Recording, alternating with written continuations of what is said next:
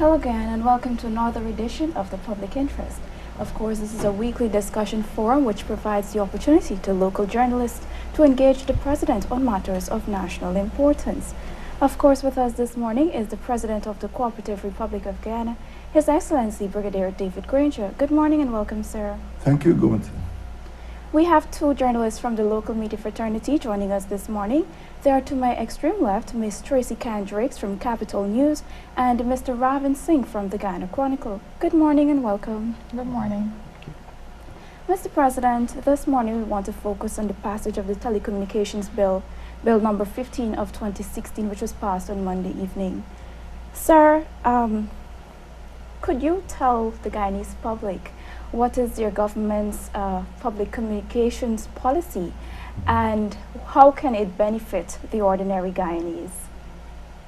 Thank you, Gomati. It's a searching question. It's a long answer. I'll try to be as brief as possible. As you know, the 10th Parliament had engaged in discussions on the public telecommunications bill. We actually went to Special Select Committee.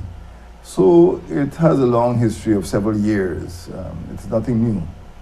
You may also know that on the 1st of January this year, I implemented a Ministry of Public Telecommunications. I must admit that this was not done at the time the administration entered office, but it was corrected at the beginning of January because public information, public telecommunications, information technology are all central to national development. And the only thing I can say about the bill is that it took too long to come, that it ought to have come much earlier. But if Guyana is to move forward, if Guyana is to catch up with the rest of the Caribbean, the rest of the world, if Guyana is to move forward, we need to have a more liberal landscape for communications. We need to ensure that all parts of the country can communicate easily. I always tell the story, forgive me for being long-winded, about there's a village called Karawab, and the residents of that village have to climb a coconut tree to get the communication, you know. So I used to joke, I said, when you go to Karawab, make sure you buy a coconut tree because you wouldn't be able to use your cell phone. But it's serious. There are more than 500,000 cell phones in Guyana. And we cannot afford to deprive a huge part of our population of the ability to communicate freely. As I said over and over again, telecommunications is a right. It's an entitlement. People are entitled to go on the information superhighway. People are entitled to communicate. It's guaranteed in our laws. And it really took too long for us to arrive at this stage. I congratulate the Minister, Cathy Hughes. I congratulate both sides of the House, because I must admit that work was initiated under the 10th Parliament, under the PPP administration. And I'm very glad that the National Assembly arrived at this position in which the public of Guyana could be encouraged to enter the information age with the rest of the Caribbean. Thank you, sir. Journalists, you can now pose your questions on the topic. Sir, could you say what is your vision for this sector over probably the next 5 years? Well, we need to catch up with the rest of the world. First of all, is to ensure that there is interconnectivity throughout the country. I would like to be able to go to Aruca. I'd like to go to Achirib down in the south, to Oriala. I would like to see that every single public building, the hospital, the police station, the schools, universities, the defense force would, have Wi-Fi, like people be able to go to the international airport. My vision is that the internet, the information superhighway should be free. And sooner rather than later, every Guyanese must be able to communicate without impediment, without restraint, without delay. So my vision goes way beyond the bill. It goes into, the next generation, that we must have completely free telecommunication. That's my vision. Tracy. When you go to university again, just open up your laptop and communicate. You shouldn't have to pay anything, man. That's what the the country will do for its citizens in the future. I'm sorry. Mr. President, how soon will you offer your assent to this bill? If I get it at 10 o'clock, maybe by 10:15. That's how soon. That's how soon, yes. All right. GT&T wants to sit and negotiate with government on its current contract. Is that something you're open to, or will you go straight away into liberalization? Well, we are a consultative government, and we are prepared to listen. As I said, it took a long time for us to bring the bill to this present state. While in the opposition, all of the coalition parties, all of the parties that are now in the coalition, participated in the Special Select Committee. We heard evidence from the major companies, GT&T and Digicel. So there's little we haven't heard. But we are prepared to sit and listen to them. That's not a problem. But we want to make sure that they all recognize that liberalization is the direction in which the country is traveling, and we don't want any impediments. So yes, we will speak to them. Ravin. Mr. President, could you say if there have been any proposals for mobile service provider overseas who have expressed interest in investing in Guyana? No, I'm not aware.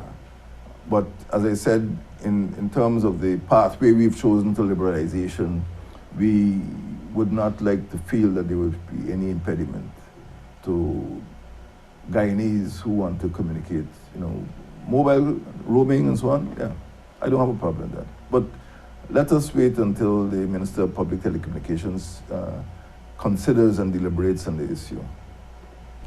Tracy. Going back to assent, Mr. President, how soon do you think that this bill can be assented to then? Or how soon would you want it to be assented to? Frankly, as soon as a bill passed by the National Assembly comes on my desk, I sign it. There's not a single bill that I have delayed my assent to over the last 14 months. And once the National Assembly approves, I am going to sign this bill. So, as I said, literally within minutes. But sir, the time frame between when the bill is assented to and when it gets to your desk, could you say, if you could estimate how long a bill would normally take before it reaches your office? Well, in this particular case, deliberations have gone through Special Select Committee, they've gone through the National Assembly. It's been a very long debate, night before the last. And as far as I'm concerned, there's no need for any other gateway. It should come directly to my office. And once it reaches the Minister of State, it comes to my desk and I assent it. I keep a black pen just for assent. Tracy, you can can we go off of telecommunications a little now? Yes, why not? You have any more questions? Then we can go. Liberal Day, Free Press Day. Mr. President, the Mayor City Council is being viewed by some sections of society as overreaching its power and being too aggressive. What are your thoughts on that? Now, I know that this is an autonomous council and all of that, but what are your thoughts on that? Do you think that the council needs to be more engaging as against being, so forceful as is being perceived? As you know, last month I went to the council and addressed the council, and this is because I felt that Georgetown is a national capital, not just any other municipality. It's the capital of the entire state. And there needed to be a responsiveness on the part of the municipal council to the central government's interest, or the national interest. And perhaps you should reflect on the remarks I made then. I also said that they are accountable to the citizens. They are elected. They weren't appointed like an interim management committee has happened in the past. And I warned them that they have about 30 months to engage with the citizens. I actually advised that every member of the council was responsible for a particular constituency, and they should visit the constituencies. So my own view is that there should be greater consultation. That was the message I felt that I had transmitted to the mayor and councillors, that in everything they did, they need to be assured of not necessarily the compliance, of consultation with the stakeholders. Whether it's vendors, I said vending is a legitimate economic activity, and if there needed to be changes in accordance with sanitary rules or safety rules, there should be consultation and adequate preparation should be made for the vendors. Similarly, in other matters, now the matter of the parking meters has arisen, the matter of container taxes. I would urge the mayor and city council to embark on a consultative process. I will not interfere to the extent that they feel that the council itself is acting within the law, but I am not interested in a conflictual situation, a confrontation situation, and it is my view that consultation is the way to go. In the case of the vendors, there was consultation. People were advised and informed of the need for change. Similarly, on every major measure that will have an effect on the residents of Georgetown, corporate residents, individual property owners, there should be information and communication. That's all. I'm not directing, I'm not dictating, I'm simply asking for the process to be open and transparent so that people know what the decisions are made by the council. The council has some large degree of autonomy. I only ask that they bear in mind what is the national interest, because it's a national capital. Thank you, Mr. President. Sir, I want to shift your focus a bit. There have been calls over the past months for Guyana to abolish the death penalty. You yourself, on this same program, you've spoken that you would not give your assent or sanction to any death penalty. Sir, what are your thoughts on striking this out of the laws of Guyana? Well, I am advised by a cabinet. I am advised by my coalition partners. I am advised by the National Assembly, and in the final analysis, by the people of Guyana. Guyana is an independent sovereign state, and it is not for me to get ahead of what the people want. Right now, as I said, that I do not envisage any circumstance under which I would be willing to assent to the death penalty, even though it remains on the books. As you know, there's been a moratorium of over 2 decades.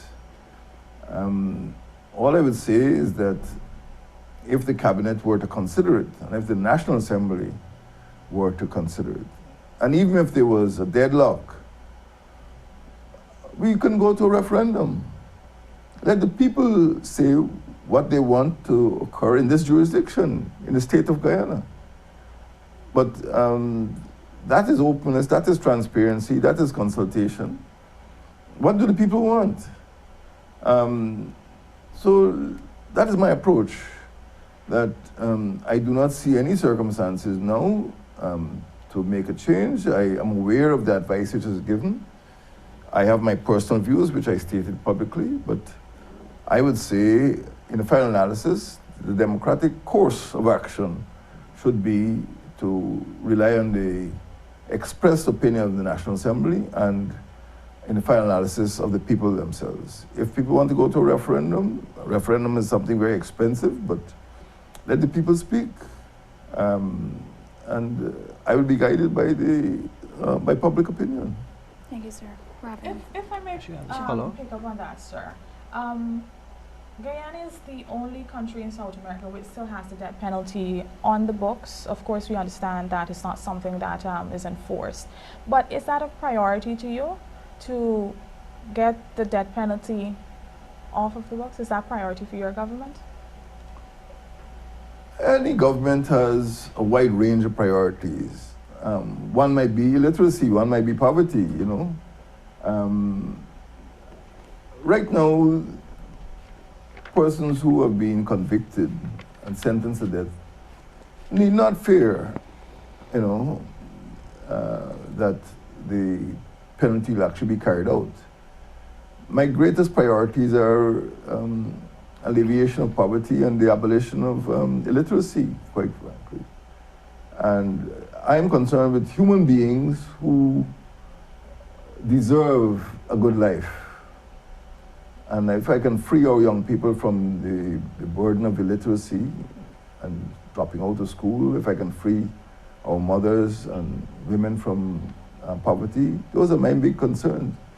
I'm not killing anybody. I'm not about to order the execution of anybody. But you ask me my priorities, I say those are my priorities. It is not one of my priorities to order the death penalty. And as I said, I await the advice of the National Assembly and the public of Guyana. I await their counsel. I'll be guided by the people. Ravin. Sir, could you say what is the status with the local government commission? How soon we could expect this to be operationalized? And the Minister of Communities spoke about this. I think he's working on it.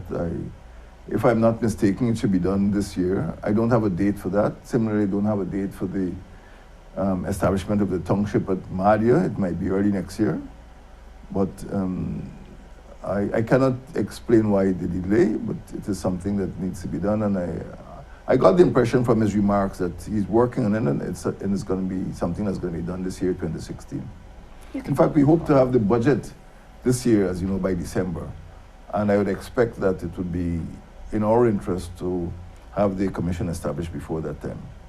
Sir, could you say if the government has nominated or identified persons who would sit on that commission? I cannot say no. The Minister of Communities would be able to say. Tracy. Mr. President, could you share with us the findings and the recommendations that were made in the Barry Dataram matter? Well, it was a one-person commission of inquiry to investigate the allegation made by one person. And I would say generally that Mr. Dataram's allegations of corruption were without foundation. The commission did find other areas that require administrative attention. And as you know, we have established something called NANA, the National Anti-Narcotics Agency, which will be an umbrella body to look after the countrywide anti-narcotics program involving the Guyana Revenue Authority, the Customs and Trade Administration, where you know a lot of smuggling of narcotics has been detected. It involves the police anti-narcotics branch, it involves the customs anti-narcotics unit. So at present, the head of NANA, the National Anti-Narcotics Agency, Major General Michael Atherley, attends our weekly National Security Committee meetings. And we have agreed to publish the National Drug Strategy Master Plan. So that is the direction in which we are aiming to go. So I expect that there's going to be a high level of coordination. The Commission of Inquiry, therefore, pointed to the need for administrative changes to be made in the architecture of Guyana's anti-narcotics program. So I would say that is one of the benefits of the Commission. But as far as the specific allegations are concerned, the Commission found that they were without merit. But he did discover other weaknesses or deficiencies in our anti-narcotics movement. For example, there is not sufficient funding, there is not sufficient equipment. As you know, narcotics they're not produced in Guyana, so they come over the borders. So we need to have better equipment to detect, surveillance equipment. We need all-terrain vehicles, we need better trained staff, we need aircraft. So there needs to be a new look, a fresh look at the anti-narcotics architecture in Guyana. So I would say the report is very helpful in telling us about things that need to be done. It's not a witch hunt, and we are not looking to get any scalps. Ravin. Mr. President, last week you spoke about the fire at the drop-in center which claimed the lives of two children. And you said government does not investigate matters to roll heads, rather to solve problems. Should the inquiry reveal that best practices were not in place, are you prepared to hold these heads responsible and take appropriate action against them to prevent a reoccurrence of that sort? Naturally, if any persons are culpable of gross negligence or dereliction of duty, yes, we will make a judgment as to whether they're fit to hold those positions. If you equate that with rolling of heads, yes. But as I said, the aim is to prevent a recurrence, to find out what happened to prevent a recurrence. But if in investigating what occurred, we find that there was gross dereliction of duty, yes. Persons who committed or omitted to commit acts which would have prevented that catastrophe will be punished. And if the punishment proposed is that they be removed from their positions, so be it. Tracy.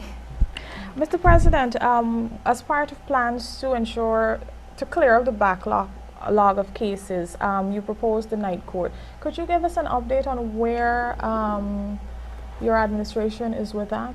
For us to commence I'm not sure I proposed the night. Well, it might have been proposed. Yes, it was proposed.